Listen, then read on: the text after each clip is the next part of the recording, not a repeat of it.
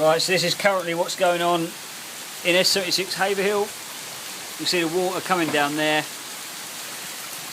into this drainage where the drains are completely blocked up. The gutters are underwater, and as you can see, we have about 3 or 4 inches before it starts coming into the shop.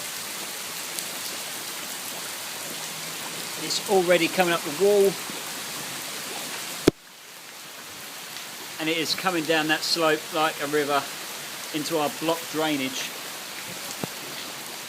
We are going to be underwater in the shop within the next 15-20 minutes if it carries on.